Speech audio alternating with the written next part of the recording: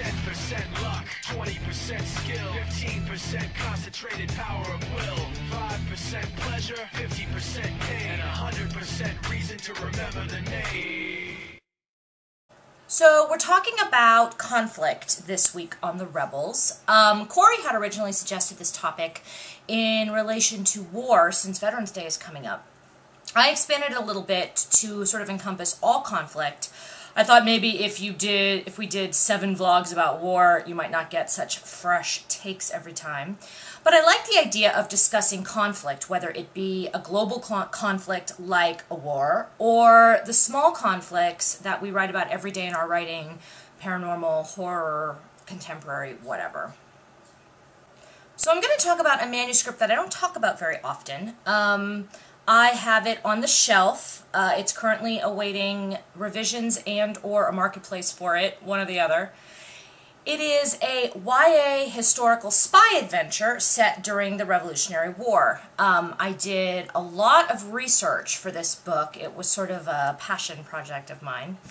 And in researching both, the time period and what people's lives were like, and of course the conflict itself, the American Revolution, American War of Independence, depending on what side you're on, and a lot of military tactics, the lives of soldiers, especially in the Navy during the time. And as fascinating as all of that is to me, I feel like in writing, when you're taking something like a global conflict, a war, and you're writing about it, it's important to sort of internalize all of the amazing, crazy, life-shattering decisions that are being made on the war level to the characters themselves. So, for example, the main character in this book is a girl whose father was a spy for the British. However, they are Irish. And I don't know if you know anything about that time period, but the Irish were not very highly regarded by the British.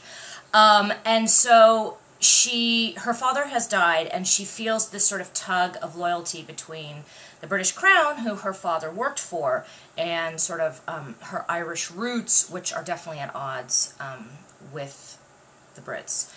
And then, in addition, she's trying to avenge her father's death and decides to go and fight for the Americans. And then, in addition, she meets a former British naval officer, a 19-year-old, now lieutenant in the Continental Navy, who again deals with these conflicts of the Royal Navy. He is a born British, but he's lived in America since he was 15, and he's sort of torn between these two things.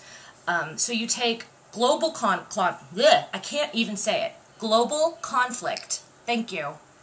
And you internalize it on the small scale. Then you also have some romance between the two, and of course she's Irish and he's British, and she can't quite get over that, even though they're both fighting for the same side. War can sometimes be so overwhelming to all of us. The horror, the death, it's like we hit overload as humans, and it becomes very abstract. In order to maximize the impact of using a war setting in fiction, I find it works to personalize that conflict on a very individual scale. There.